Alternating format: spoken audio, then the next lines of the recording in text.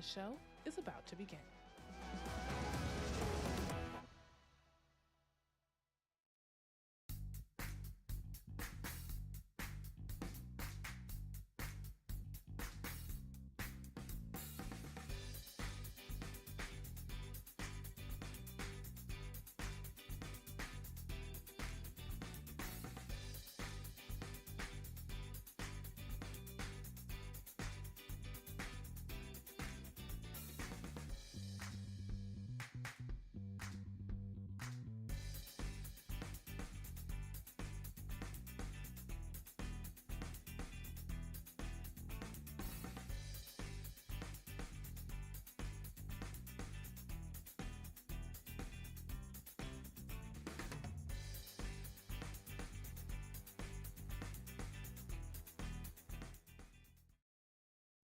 Please take your seats.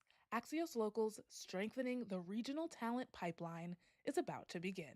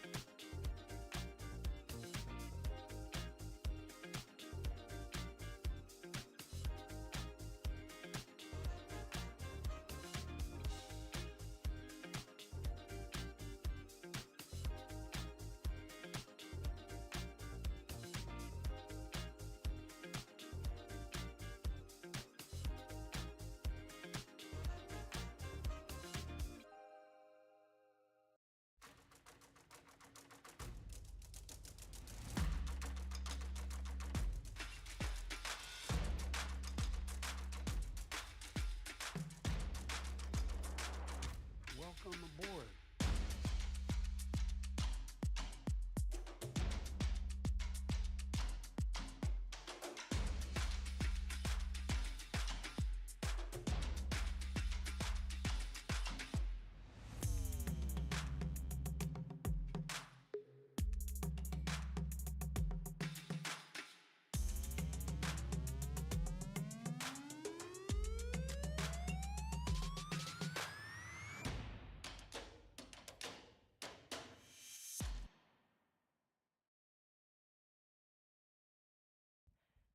Please welcome to the stage Axios Austin reporter Nicole Cobbler.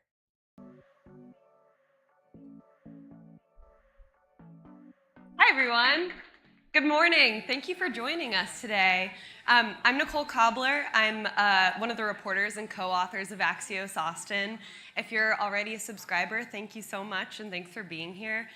If you're not a subscriber yet, I'd love it if you were. You can head over to axios.com/Austin. It's totally free to subscribe. Today's event is part of our Zoom In series, where we're bringing together local leaders to have a conversation about, the issues shaping their communities. The stop, of course, is Austin, and we're taking a deep dive into our growing workforce and tackling questions about what's next for it. For those tuning in over live stream, please be sure to follow along. You can use the hashtag Axios Events. And a big thank you to JP Chase and the U.S. Conference of Mayors for making this event possible. For folks in the room, feel free to use the JPMC Hub webpage over there on the touch screen next to the swag table. And we'll now have a message from JPMC. Thanks. Please welcome to the stage JP Chase Commercial Banking's David Bruton. Good morning. So I want to be the first to welcome you to Austin, to the iconic Sunset Room. I will second the thanks to the U.S. Conference of Mayors for helping us push this forward. We're continuing our Zoom In event series here in Austin, and I'm incredibly excited for all of you to be here. I'm David Bruton, and I have the privilege of serving Central Texas as the region head for commercial and investment banking, but also the vice chair for our market leadership team for JP Chase. We're excited to dive into the important topic of workforce development today. But before we start with your group of esteemed panelists, I first want to stop and talk a little bit about JP Morgan's presence in and commitment to Texas. You see, Texas is not just where we work, it's where we live. For me personally, it's where my family has lived for the last 5 generations, mostly up in Dallas. It's also where I met my wife 16 years ago in Houston, and it's where we've decided to raise our 2 children here in Austin. And in case you missed it, hopefully you didn't, and maybe you're sitting on it if you did miss it, but our chairman and CEO, Jamie Dimon, recently spotlighted Texas in his annual shareholder letter. He showcased our and I have to keep looking at this because it keeps growing, our over 31,500 local employees, 480 branch locations, and 775,000 small business clients just in the state. For more than 155 years, JP Morgan Chase has helped improve housing options, provided clients with financial health resources, invested in local workforce, and financed the schools, hospitals, transportation hubs, and institutions and governments that Texans rely on. But we're not just known for our footprint. We combine banking expertise with philanthropy, with research, policy, and insights, and combine those into factors that fuel a strong economy, such as a highly skilled workforce. We understand what it takes to recruit, and retain top talent. Continuous learning, mentorship, and networking are key ingredients for a successful career. This is why we have invested in organizations such as the Austin Community College Foundation that helps Texans improve their marketable skills, and why we've engaged with many of you in the room to support passage of House bills like 3767 and 8, enhancing framework and accountability related to education and workforce development. So I wouldn't be very, very Austin if I didn't end on a Matthew McConaughey quote here. So I want to wrap up by saying life is a series of commas, not periods. And I say that because we're not finished. So let's get to work. Thank you.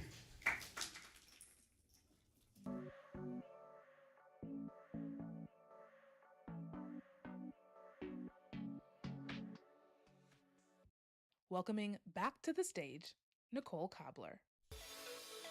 Hi again. I'm excited to introduce our next guest and start our conversation. Without further ado, I'd like to welcome to the stage the president and CEO of Texas 2036. It's a nonprofit committed to building a strong future for Texas through smart policy and long-term planning. AJ Rodriguez. Hi, AJ. Thanks so much. Yeah, thank you. Pleasure to be here. Thanks for this And conversation. just for the record, I'm Executive Vice President of Texas 2036. I don't want to steal the thunder of our actual President CEO, Oh, David I'm Lee so Brown. sorry. No, not at all. Not at all. Just want to clear the record just to make Okay, sure. perfect. So AJ, Texas is growing fast, obviously, and I'm hoping we can start off with what is the most important workforce transformation happening now that you think's what would surprise folks in this room?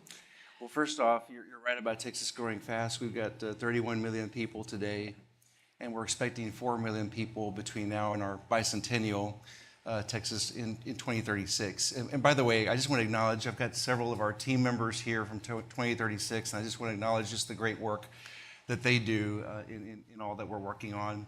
And also several of our partners, Glenn Hammer with Texas Association of Business and others.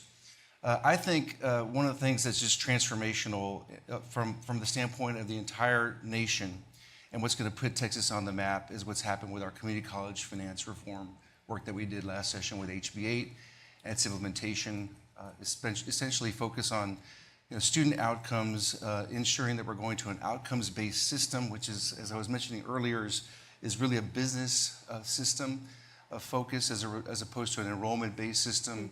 It's about upskilling and reskilling workers. It's about connecting 2-year students to 4-year institutions, and also providing credentials of value for our students to get family-sustaining wages over time. And that's going to rise the tide for all boats, in my opinion, in terms of our workforce and filling these jobs. Right now, we have 90% of our students who are graduating from high school. We've got 60% that are enrolling in some type of post-secondary work, and about 36% that are completing that post-secondary work within 6 years.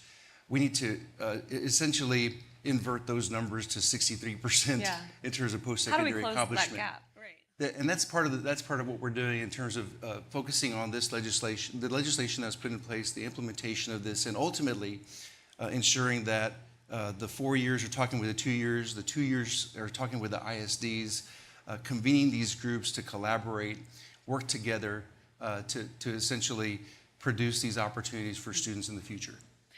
Yeah, we were talking about sort of how there's this fragmented workforce ecosystem in a lot of parts of the state. Do you see any, regional examples of where all of these key players are really working together as, yeah? I think, regionalism, I think, is where the state is going, not just within workforce development, but also economic development as well. I mean, if you look around the state, the Borderplex Alliance is a good example in El Paso where, they're focused on the Ciudad Juarez, so they have an international connection there, working with New Mexico in terms of interstate connection. You look at the Rio Grande Valley Partnership that's happening. Even in my hometown, Greater SATX, the regional economic development entity there, is now representing a 7-county region and now looking how to expand with Austin and collaborate with Austin as well. And I saw Mayor Watson earlier, and thanks for your service. So I think there's a real opportunity. As I mentioned, the convening part of this is going to be critical, but every single community is very unique in terms of its fabric and its authenticity. So being able to identify that key convener within each of these communities, for instance, in Amarillo, it might be the Amarillo Area Foundation. Yeah. In San Antonio, it might be Greater SATX in different communities, and being able to have those, empowering those particular types of entities to convene these groups on a regular basis, create these structural, institutional type of opportunities to essentially move that needle forward for these groups going forward and collaborate in these entities.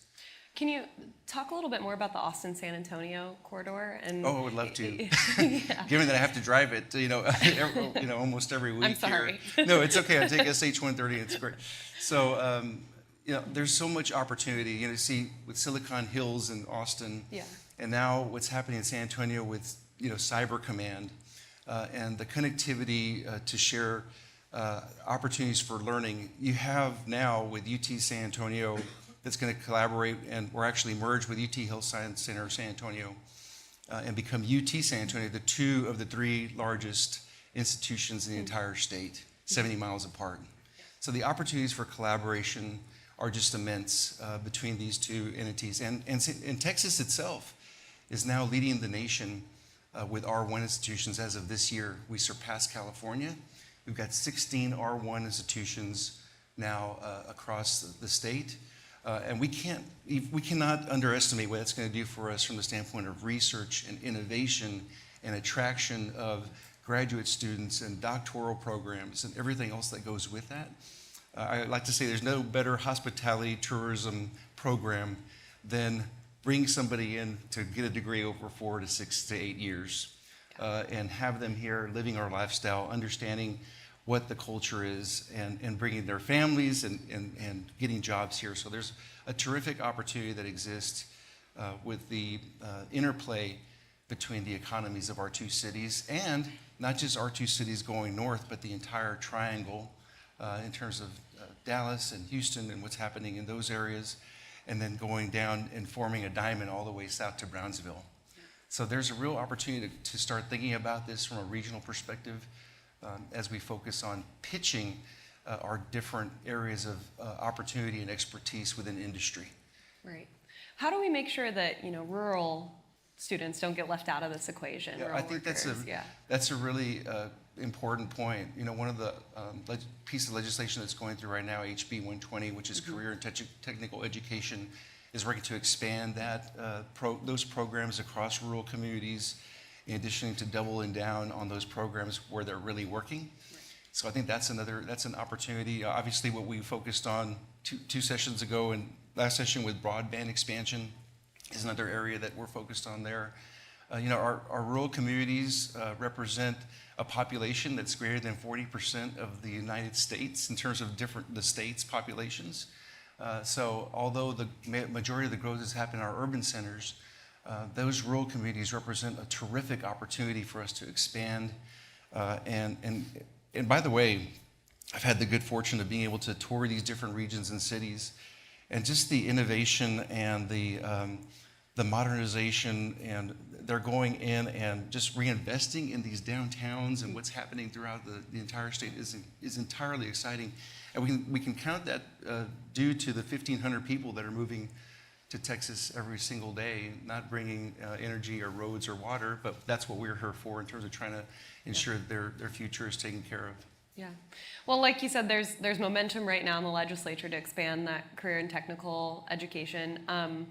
What does that look like in terms of jobs that are available to these students when they graduate? It's really important that we do a better job of connecting industry and where industry is going to be and where business is going to be with credentials that match those earlier. I was mentioning earlier, when I went to school, you went through school or you got your degree and you said, okay, now what do I want to do? And we've got to be a lot more intentional and strategic about that in terms of making those connectivity seamless between the higher, two-year institutions, higher education institutions, and exactly where students want to be. Empowering the student to understand these are my options available to me. This is what I have to do to get there. And also having the opportunity to explore that a little bit based on individual's interest, but also harmonizing the opportunity that says, if you do these things, if you achieve these credentials, you have a really good shot at getting this particular job. One of the things we've been talking about is high school and how we double down on high school going forward, redefine essentially what high school looks like from junior and senior year. And there's already programs in place with dual credit, internships, apprenticeships. The virtual learning bill is going through the process as well, which I think was really going to be helpful to getting these students what they need to earn a family-sustaining wage. So you can imagine a day where we have signing day, not just for student athletes and scholars, but for employers of choice that are giving offer letters and signing people up to join their crew that have already done an internship there. That's exciting to me in terms of our ability to do that here in Texas, and that's what we're focused on. Yeah. Well, obviously the legislature's in session, so we can think of this in terms of policy changes or however you want to take this, but what's kind of like the biggest thing that we could do this year, big or small, that would close that gap, get more students into the workforce, like a really immediate answer that we have right now? Yeah, I think clearly the legislature is making some incredible investments in our educational system. They've been doing that with school finance, public school finance that happened a couple of sessions ago, and even some of the work that was done last session. You saw I mentioned HB 8. I also love what they've done in terms of the coordination of the strategy between the Workforce Commission. I saw the Joe Commissioner here in the audience, in addition to the Texas Education Agency and the coordinating board, and ensuring that strategy is aligned. And then going forward, what we can do in terms of classroom to career, as I mentioned, is this connectivity that essentially says, here's the credentials of value that you're achieving, they're stackable, and over time this is an on and off ramp within the educational system that allows you to upskill and reskill as things change with AI, for instance, and everything else. We have to learn to adapt those systems to be able to accommodate what we do. Yeah. Is the state adapting with AI? I think for certain. I'm really excited. For instance, we have the AI Commission that was established last session. Obviously, there's some regulatory things there, but there's also the recognition of the innovation that can come with AI in terms of adaptive learning, in terms of our workforce. My alma mater, UTSA, just started a school of AI and cyber and computing, the first of its kind in the entire country.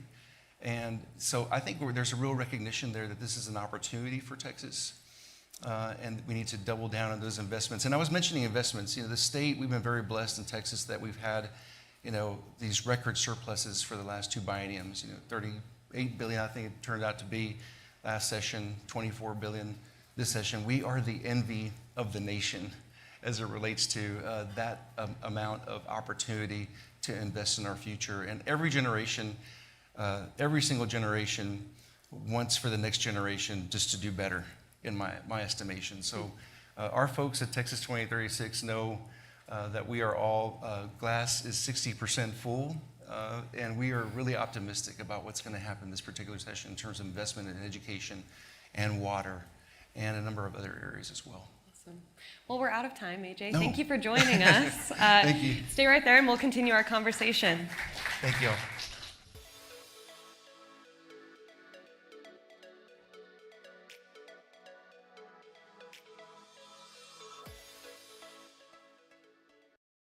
Introducing our View from the Top moderator, Eugene Scott.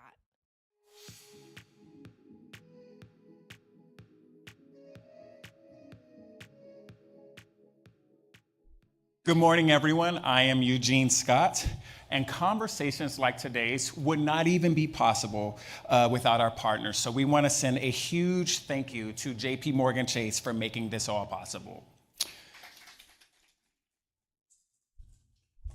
And another thank you goes to our editorial partner, the U.S. Conference of Mayors, for helping us bring this program to life. Now, I am excited to welcome our next guest to the Axios stage for a View from the Top segment. Managing Director and Head of the Southwest segment for JP Morgan Chase Commercial Banking, Diego Gordillo.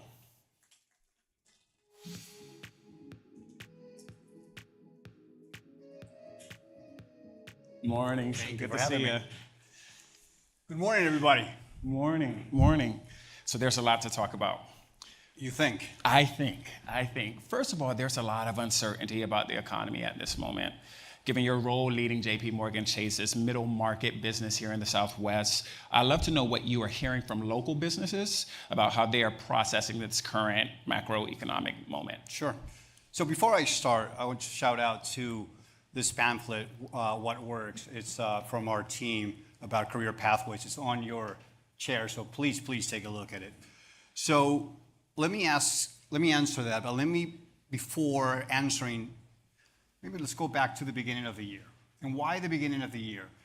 Because the beginning of the year, if you think about it, there was the backdrop that was going to be a year of lower taxes, lower regulation.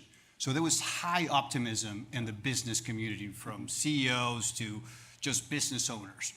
We thought it was going to be, if you look at Wall Street, we called it the animal spirits were going to be in play. What does that mean? It was going to be a tremendous amount of M&A. We thought it was going to be the largest M&A year in many, many years, probably since 2021 or so. Fast forward, I'm talking about the beginning of the year, January 2nd and 3rd. Now fast forward to Inauguration Day, and then the executive orders started coming out. And the trade wars, where had a 6-hour trade war with Mexico, a 12-hour trade war with Canada, the same with China. So that introduced a lot of uncertainty and volatility into the markets. And you saw the volatility in the equity markets. Kind of fast forward that to Liberation Day, where we put tariffs on all countries, even countries that only had penguins. That also created a lot more uncertainty. And what business owners do not like is uncertainty. And one of the things that had me concerned as a business leader, and I've been in banking for 30 years, if you go back in time, all the way to 1982 is when we saw this phenomenon. It's the Sell America trade. And what do I mean by that? You saw that equity markets were extremely volatile. So some days that dropped 1,000 points. Usually when that happens, investors, not only in the US, but around the world, go from investing in equities to the safest asset, which is a 10-year treasury, right? So you sell equities and you go to the 10-year bond, which then prices go up from the bond market. And that's not only in the US, but that's globally. So what happens to the dollar? The dollar goes up. That's what has been happening for the last 40, 50 years. Well, guess what? That wasn't the case. It was a Sell America trade. Equities went down, bond prices went down, the dollar went down. So that, to me, is a little concerning as we move forward.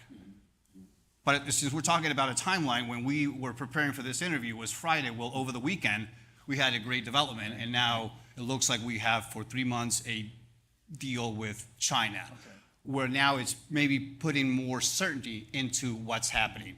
So it's still TBD, but I would say business owners are a little cautious right now. Okay.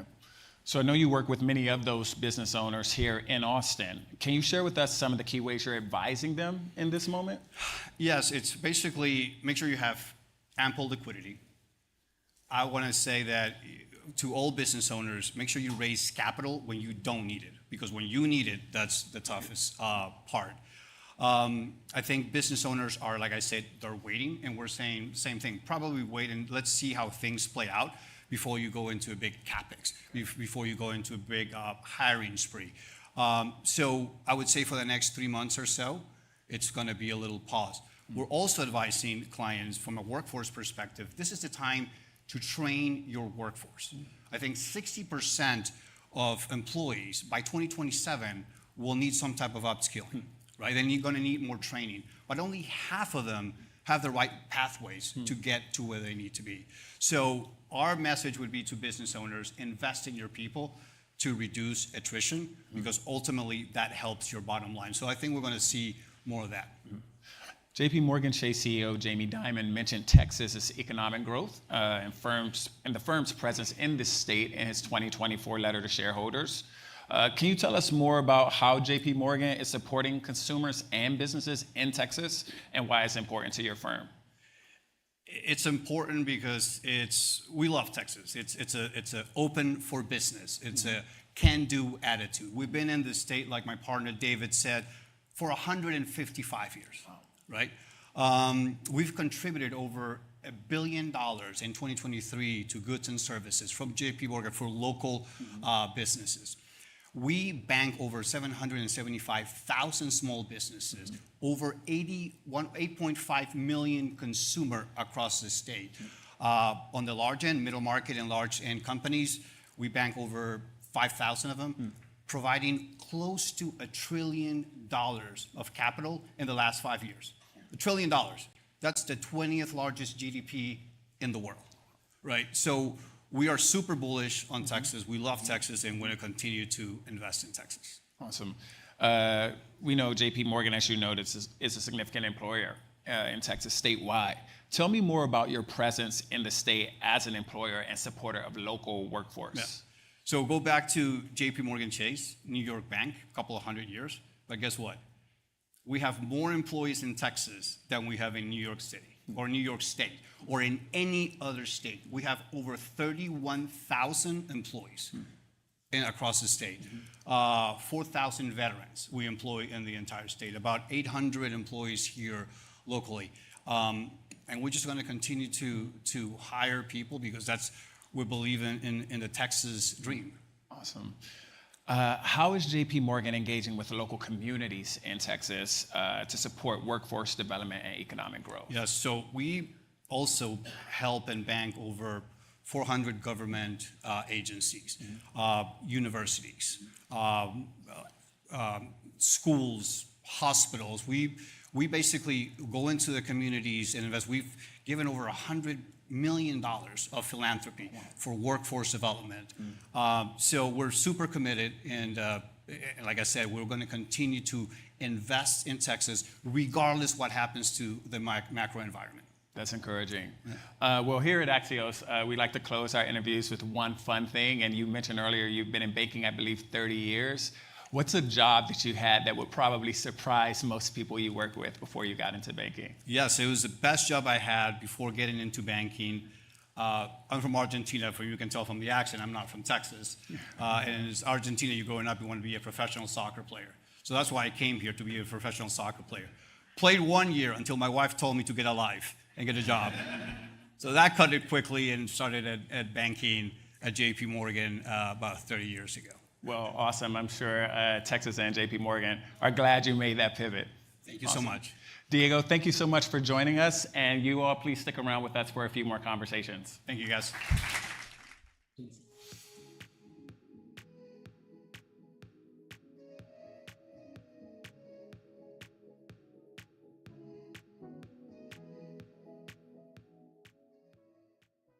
Please give it up for Axios Austin reporter Asher Price. Hi. Hello. Thanks so much for being here this morning. I really appreciate it. I'm Asher Price. Along with Nicole Cobbler, I co-write the Axios Austin newsletter. And as Nicole mentioned, you can subscribe at axios.com/Austin. It's a mix of politics, transformation of the city, cultural events, and so on. Anyway, very pleased you're here. Our next guest has spent decades shaping public policy in Texas, first at Austin City Hall, then at the Capitol, and now back at City Hall. So please welcome with me Mayor Kirk Watson. Sure. Thanks so much. Thanks, everybody. Please.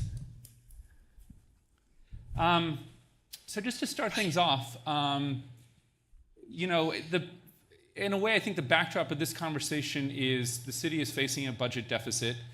There's turbulence with funding at the federal level.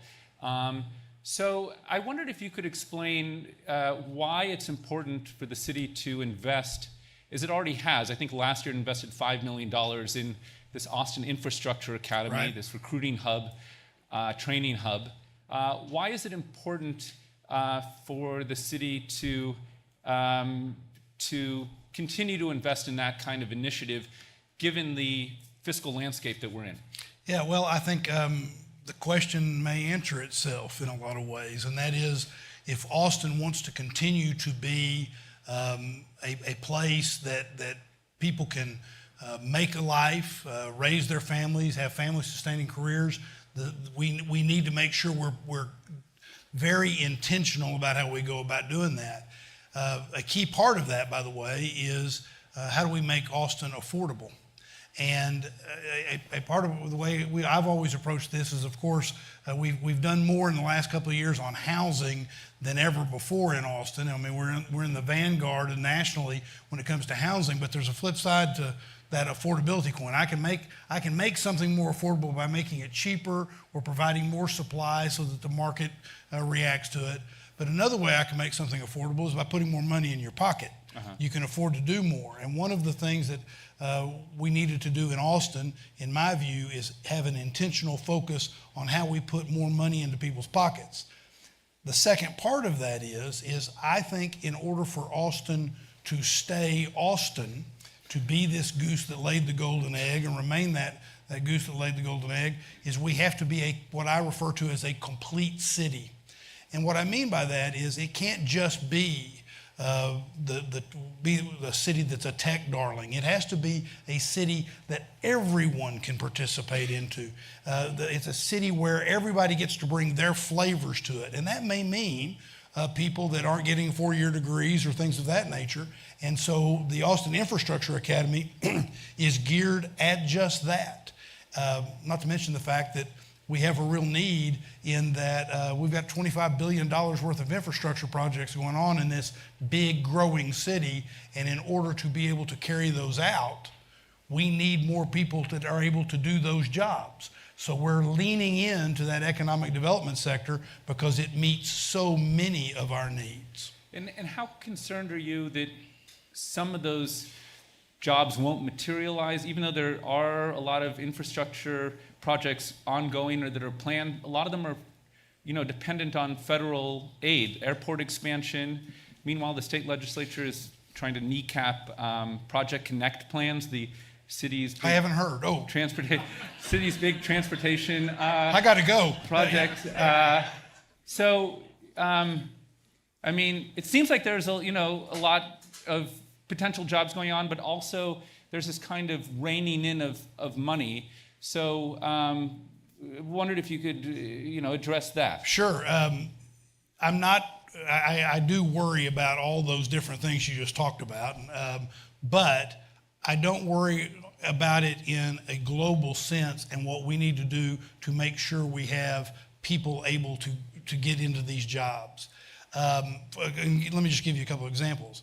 When I talk about $25 billion worth of stuff, we're talking about some things that we know are going to happen. Now, look, the airport, the airport expansion is occurring. I mean, we kicked off the new atrium project just this week. That project is going to be there. I-35, right. That's going to be there. The convention center, that's going to be there. And then the work that's going on in and I just mentioned those. With Project Connect, we continue to have what we deal with on Project Connect. But also, we have people in jobs that in career paths that include things like what's going on with Samsung, other things that are going on. So when we talk about just mobility and infrastructure, there may be some threats, but I'm not overly concerned. And then I want to say one other thing about that. One of the things that we did through Workforce Solutions, which I know you're going to talk to Tamara, but one of the things that they did, she did, is she got Civic Solutions here to do an analysis.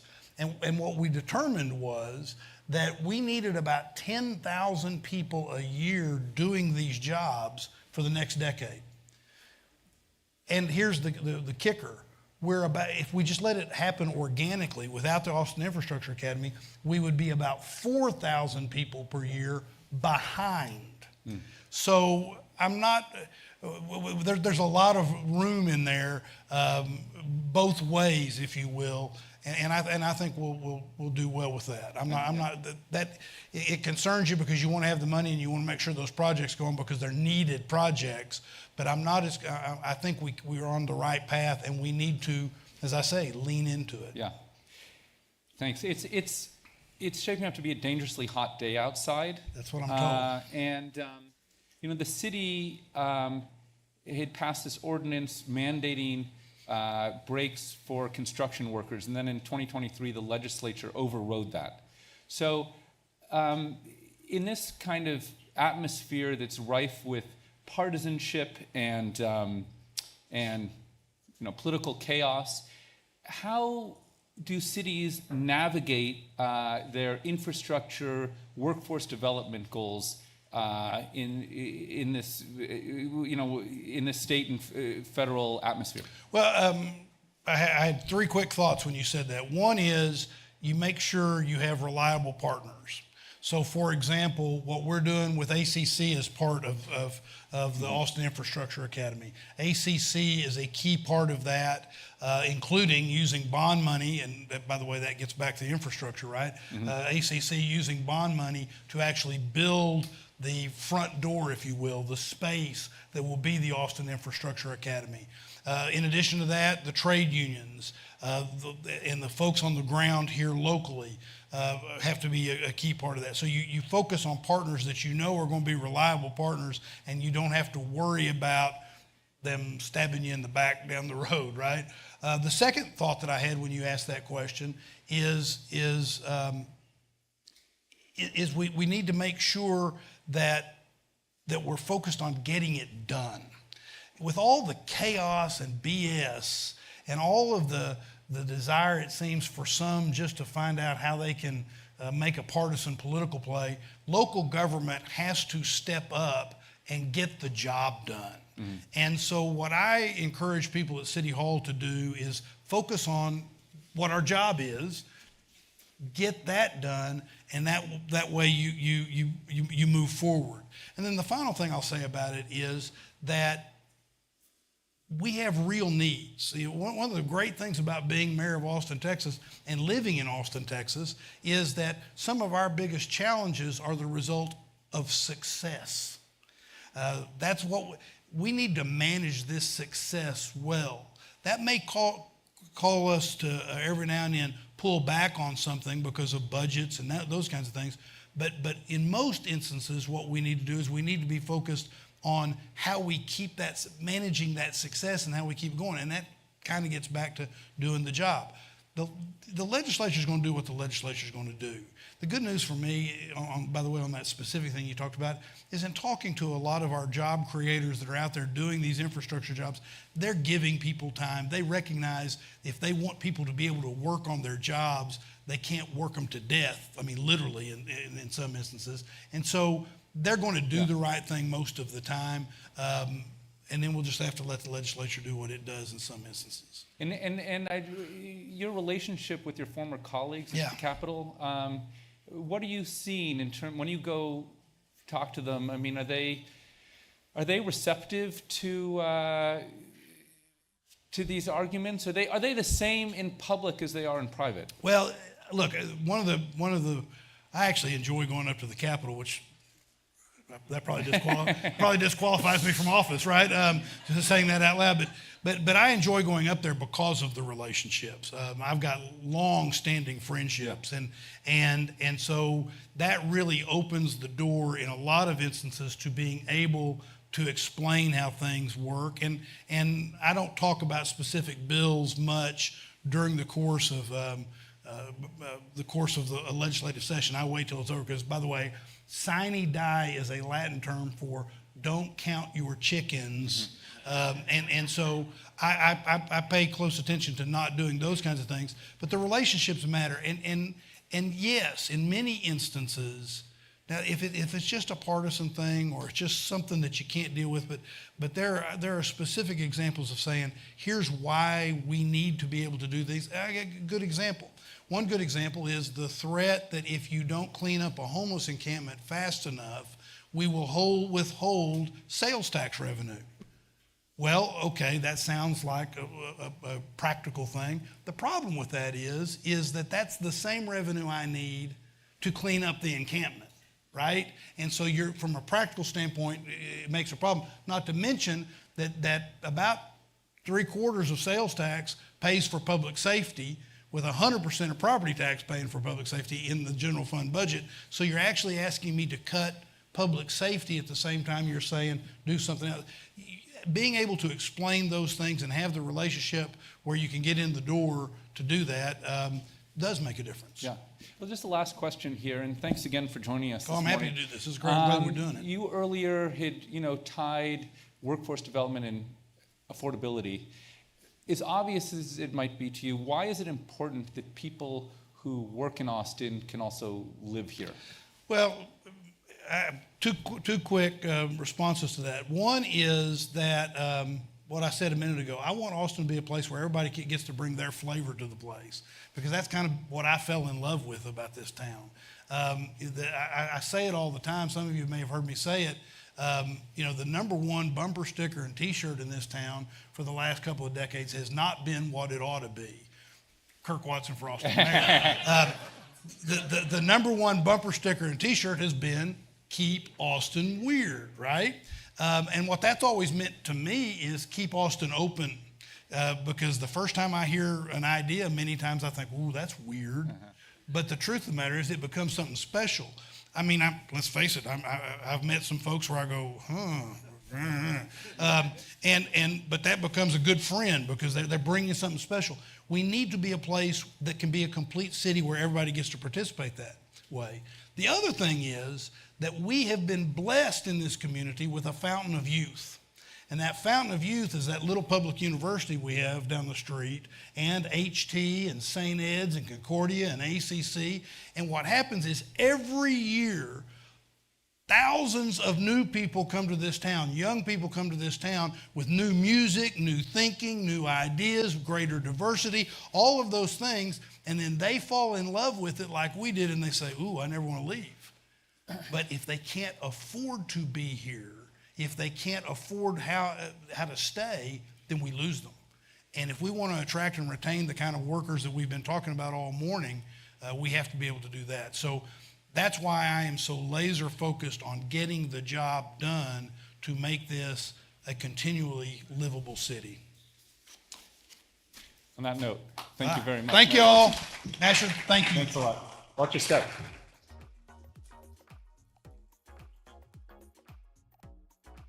Nicole Cobbler, she'll be joining you now.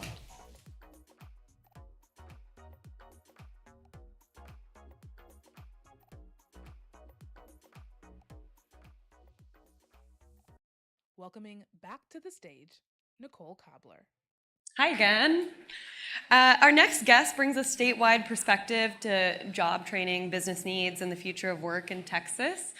Please welcome the Commissioner Joe Esparza, representing employers at the Texas Workforce Commission. Hi. Hello, thank you. How's it going? It's going well. Good. Going well. I'm glad to hear that AJ and Mayor Senator Watson we're all moving in the right direction when it comes to it. And I'm sure Tamara's going to say the Yeah. same stuff. Yeah. But yeah, So, very good. yeah, you're working really directly with employers in the state, right? That's right. And tell me what you're hearing when it comes to challenges that they're bringing to the commission, and how do you respond to that? Of course, yeah. So in the time I've been here, about a year and a half Yeah. at this position representing employers, I quickly realized that I needed to learn as much as possible right out of the gate, and that was just traveling all over the state of Texas. One thing that I was hearing from our employers was talking about the emerging workforce, so students and filling the pipeline. And that's basically every program and every initiative we have is centered on filling the pipeline of workforce development pipelines. But it's also to see that one of my priorities lines up with this is to expand work-based opportunities to continue to fill these pipelines. So employers are constantly saying that folks now, it's not only important that they have technical skills coming out of training, coming out of high school, but it's also important that they understand how the world works a little bit. You know, they have communication skills, they're adaptable, they have creative logic thinking. So I think what we're calling this is a lot of soft skills. I think that's the big buzzword. Everybody's looking for soft skills. But I really think that opens a great opportunity to engage students, young adults that are getting into the workplace, getting into careers with apprenticeship opportunities, work-based learning, like I said, specifically internships. So that's a huge priority. I think it answers a lot of what employers are looking for. Are you, I mean, it sounds like you're regularly speaking to employers about partnering more directly with schools. Is that kind of key to Absolutely. Getting that pipeline?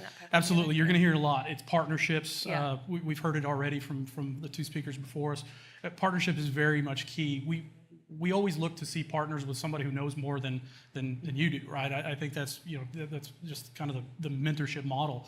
But in this case, it's the industry. It's employers that are currently seeing what's happening in the world, are partnering with economic development corporations or economic development organizations at the local and state and regional levels to engage to look more into the future of what's coming to Texas and how to prepare for it. I think that's the Texas miracle we continue to see over the past decades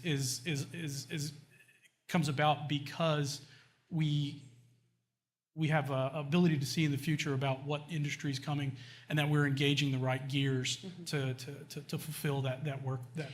Yeah. Any like regional examples of that of where you're really having employers kind of partner with schools? Absolutely. Yeah. Yeah. Regional, locally, especially, obviously ACC, their partnerships. We're talking about advanced manufacturing. Advanced manufacturing, it's exciting. I like to geek out to the manufacturing world and the technology that's being used in that. Yeah. The Tesla Start program, this answers another barrier about fast tracking training, right? So the Tesla Start program partners with ACC. It's a 14-week program that pulls people into technical jobs and technical skills training. That really kind of at the end of 14 weeks, they're basically pulling into Tesla manufacturing, or that they get the general skills that they can apply to pretty much any job with that work. Yeah, interesting. Yeah, that's interesting going into Tesla in this moment too. I mean, where I feel like there's kind of some headwinds, obviously there. Is the commission hearing at all from students or that training program about those headwinds? I believe it. The student enrollment there at the program, I'd have to look a little bit more about. It's stayed steady? I would assume it's staying steady because it's still being utilized in that position. Okay. When you talk about just general headwinds, I think the state has done a really good job to maintain programs that keep employers, competitive, and also keeps our workforce and employees trained. And what we're looking for, in our local economy, our civilian labor force right now is about 15.5 to 15.7 million people strong, and we continue to add jobs. So we added in the month of March about 26,000 jobs. The amount of job opportunities right now across the state are about 603,000 job postings, where we have about 647,000 people looking for jobs. Here in the Austin area, it's about 67,000 job postings. So people are finding jobs. We're continuing to add jobs and job growth. But I think the advantage that Texas has is that we're going to continue to grow into the future with more jobs being added. Let's narrow in a little bit more on Central Texas, Okay. if you don't mind. I'm thinking about the Samsung semiconductor plant coming into Taylor, and that will bring a lot of jobs. Yeah. But, is the region prepared to meet that need, and like, how does the commission make sure that we're ready for that talent to come in and fill those positions? We partner with our next speaker. I'm not trying to introduce them, but I mean, we generally partner with in the workforce development system in the state of Texas is broken down into 28 different regions, and so these are our local workforce solutions board here at Capital Area. We rely on them being the front door and the caretakers of funding. As a state agency, we're primarily in charge of facilitating about $800 million worth of grant program funding to all 28 different states. This comes in the form of mostly training, providing equipment. When you bring up Samsung, what we're looking at the need for technicians, right, and technicians across any career fields. I think Texas does a great job of getting industry and communication partnerships with the training providers. So even at CTE schools, to understand that even at an earlier and earlier age, what we want to do is train students on the importance of tolerance. And when I mean tolerance is, by the thousandth of millimeter on why that's important when we're coming to be working in a lab or working in a technical field, especially with advanced manufacturing, especially with the needs. Like I said, the needs for technicians, all across the board in every career, healthcare especially. Yeah, and I talked about this earlier, but we're really in a moment where AI is going to be part of every job if it's not already. How's the commission preparing for that? And are you working closely with employers to make sure that they're prepared, bringing in workers that are skilled? And I think our direct involvement with AI really stems upon the resources that we provide to employers on obtaining the training when it comes down to it. I mean, we're about a year and a half into the last time, when ChatGPT launched, and we want to encourage employers to understand the importance of using technology. And we're talking about training current employees, right? Yeah, absolutely. Yeah, training current employees. Yeah. Specifically, our skills development fund right now. It's out. It's been out for years, but I believe we put in about 11 million in grants last year that approached that we're able to partner with about close to 500,000 employers in the state of Texas. The Skills Development Fund provides a grant where an employer partners with a training center to customize their training and to get their current workforce trained for new technology. So that would include AI, obviously. So. Yeah. Well, you said you've been in this job for a year. Looking ahead to the next year, what's your top priority in strengthening Texas's, talent pipeline? That's right.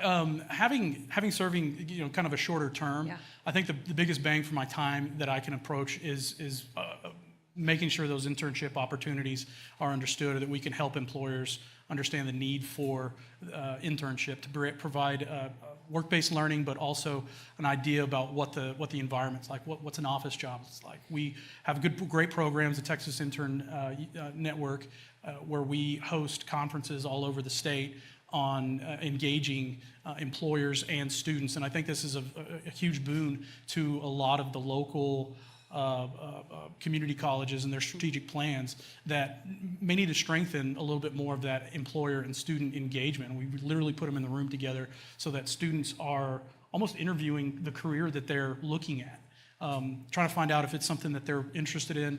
They may discover something that they hadn't even thought about. Opportunities that are happening all across the state of Texas are continuing to expand because the need for increasing the infrastructure, which creates jobs. We're providing more opportunities for businesses to come in, and the first thing they're asking are where's my workforce coming from? We tell them about the partnerships and the grant funding that we support with our employers engaging in the schools and the department levels for those things. Right. Okay. Well, thank you so much. We're out of time, Of course. unfortunately, but Okay. I appreciate your. Well, thank you for the opportunity Yeah. to get our message out. We Yeah. really appreciate it. Thank you. And now we'll get back to Asher Price to finish our conversation.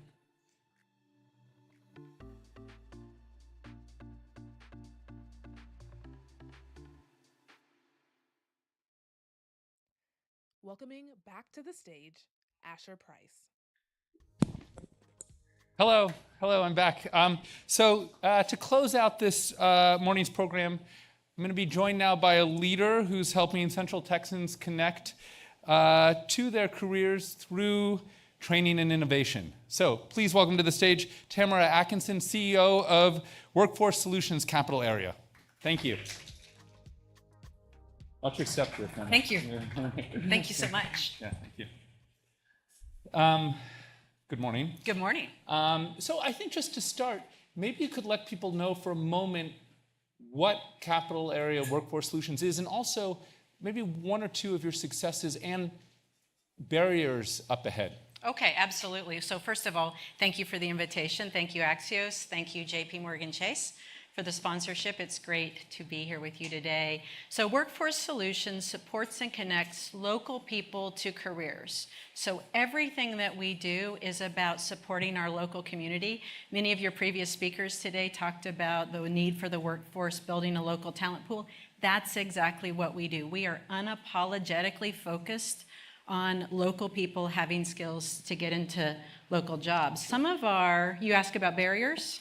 Yes. Some of our And successes. Okay, well, why don't I start with successes? Some of our successes include the launch of the Infrastructure Academy. You and the mayor were talking about that just a little bit ago. The Infrastructure Academy is a great new model for how job seeker students connect with employers. It's not Workforce Development 101, it's a new way of bringing the community together. So that's a big success in how we're doing that. And that's in partnership with ACC, right? Absolutely. So I'm so glad you mentioned that. ACC's been getting a lot of love today, appropriately. We would not be here today without ACC, but there's a lot of others too. I see Cap Metro's in the room, Austin Transit Partnership, our city council, our judge, and the commissioner's court. This has really been about the community coming together. And lest I forget, the private sector, the mayor talked about job creators. We had job creators that have said, we've got to do something about growing our local talent pool. So ACC's been key, and so have all these other partners. I see. And what about the barriers? So What's the hard part coming up, on the horizon? I would say one of the hard parts about workforce development is that we have become a very impatient society. And what I mean by that is we've gotten very used to, with a mobile computer in our hand, order up anything we want, whether it's a meal or a car or plan a vacation to Morocco, perhaps, plan a trip somewhere. But skilled talent isn't like that. You can't Uber Eats skilled talent. Right. You have to develop talent, you have to plan for it. And so we have right now job creators who, rightfully so, have jobs they need to fill now to meet their demands, to meet their bottom line. But really we are in a race to see, can we both fill needs now, but make sure that we invest in and plan for the future so that we have the workers down the road. Let me tell you a quick story. Several years ago, when in Austin we had a freeze and a lot of people lost water, their pipes were bursting, there were homes and businesses all over the city with water. I got a call from City Hall saying, Tamara, we need plumbers. And I said, how many plumbers do you need? They said, at least 250 plumbers to go out into the community and fix people's pipes. And they said, can you help me? And I said, with all due respect, we should have started 5 years ago. You can't just on demand have the skilled talent. You have to plan for it. But sometimes that can be hard when we are faced with limited resources. Something occurs to me, does the impatience go in the other direction too? If I'm a would-be trainee, I have to be patient to do that, as opposed to going into the gig economy and doing Uber Eats. Maybe you can do both at the same time, but is it hard to recruit people into these programs? I wonder if you could touch on that. So here's what I would say. Once people are made aware about the possibilities and the career pathways, we find it's much easier. Let's use the Infrastructure Academy of Mobility and Infrastructure as an example. One of the things we are doing through the Infrastructure Academy is we're creating a new tagline to rebrand construction and skilled trades. People think of it as something undesirable, but there are tremendous career pathways. So our new tagline is "Make a Living Making Austin." So you are right that sometimes people have a perception, but here's what I think the future of workforce will continue to look like, and that is workers not having to choose between going to school and getting skills or getting a job. I think it's going to be both. Earn and learn is the way of the future. And we've seen through the data that people earn what they learn. So when we can match the ability to earn a paycheck, to pay your bills with skill training, we think that's the real winner. Everybody's talking about AI. Yes. It's touching on all our lives. Yeah. Is it a threat to workforce development? Is it whatever it is a competitor to the jobs that you're trying to help create and train people for? So I think about it a few ways. First of all, at Workforce Solutions, we're embracing AI. We're embracing AI for back office and for serving our job seekers. Look, I think in the future, every job seeker, every student is going to have an AI agent. This is the year of AI, personalized AI agents that are going to help guide and curate our career experience. But we're going to continue to be augmented by professionals. Career navigation is also a way of the future. So that's how I think we're going to operate with AI. In terms of AI and potential job displacement, yes, I think there will be some displacement, but I think moreover, what we're more likely to see is AI is incorporated into how we do our jobs. For example, I've incorporated it, but it's not replacing what I do. And I think for many of the jobs that we focus on and career pathways we support with our partners such as ACC, it's about augmentation, not automation. Yeah, I mean, it occurs to me the plumbers example that you used, or the infrastructure academies, these are blue-collar jobs, yes. Right? So in my limited imagination, those are somewhat insulated actually from AI displacement, because you have to have people actually doing these things. You have to have plumbers fixing these pipes. But I think that example is, you're right, AI can't do what a plumber can do, at least not now and in the near future, but I think AI is going to augment how the plumber plans for the project or even learns to be a plumber in the first place. I see. Something I'm asking everybody that I interview about anything is, we live in the age of Trump. Okay. How does living in the age of Trump and affect workforce development here in Austin, if at all? So I would say at the federal level, it is creating a level of uncertainty about some of the funding that we use to support and connect local people to careers. So there is that uncertainty. But here's the thing. Workforce development is core to the platform of either side of the aisle. Having people have skills to go to work, to support their families, that's bipartisan. So we believe that, and we've seen through the last few decades, that what we do withstands the ups and downs of politics. And so our idea, our notion is to focus on our community, focus on regionalism. One of your previous speakers talked about regionalism, couldn't agree more. Working across Texas, across the region with our partners to really focus on meeting employers' needs. We're just going to continue to focus on what we're doing and what we do well, knowing the business community needs us, the public sector needs us, and it's good for public safety, good for public health, and overall well-being. I see, right, those are bipartisan arguments. 100%. Yeah.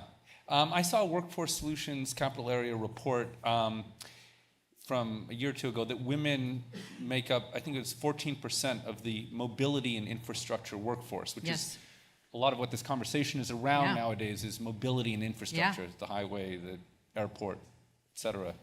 So what are the main, so 14%, what are the main challenges of pulling women into this workforce? Well, one challenge is perception. I talked about branding and the way that we're working with our community to rebrand the industry. So women don't always think of it as something that they want to do or can do. So helping women see that it's something they can, this is an area they can build a career pathway in. Two, working with our job creator community to showcase examples of females that are women that are working in their companies and the success they've had letting these women tell their stories. And I think three, making sure that the workplace is really welcoming for women, making sure there are restrooms available for women. There are ways that women can feel comfortable in the work sites. And I think that need will the need to have the workers will continue to push the employers and the business community to see the opportunity to be more welcoming to women. I see. Last thing I want to ask you about here, and thanks again for your time this morning. I think looking around Austin, there's been a lot of construction of various kinds. It doesn't feel like skyscrapers going up, highways being built. It doesn't feel like there's a labor shortage. Is there? I mean, could you just flesh out what the landscape is for the blue-collar labor force in Austin? So I would say that there is a labor shortage in some areas. But if you look underneath it, it's not that we don't have the people, it's a skills mismatch. And it goes back to the skills are the name of the game, skills are the future, and we want to really lean into earn and learn opportunities. So we do have employers saying that they have openings that they feel they can't fill, but if you really dig into those job descriptions, you see that there are experiences and qualifications they're looking for that the current workforce who are looking for work don't have. So what our solution there is, how can we build the pipelines that include apprenticeships, earn and learns, other ways of getting the workers into the workforce more quickly to meet the employer's needs, and then helping the employers grow that talent on the workforce. And what's an example of one of those skills that are needed often that you're trying to train workers for? Well, I would say that you mentioned plumbers. Plumbers and pipe fitters is like if we talk about the Infrastructure Academy and all these projects, you're going to need a lot of these skilled tradespeople building up the facilities in the first place. So that's an example of an area where there is a shortage. I think you take any area, any industry where there is highly specialized training involved, and that's where we're likely to see some shortage. I see. Well, thanks so much for your insight. Thank you so much. Thanks for having me. Thanks a lot. Appreciate it. Thank you. Thank you. And, I want to thank you all for joining us this morning. A quick reminder, please feel free to browse the JPMC Hub webpage over on the touch screen next to the swag table. Make sure you get swag. I know that's why a lot of you are actually here today, is for the swag. And we'll see you next time. Thanks again, everybody.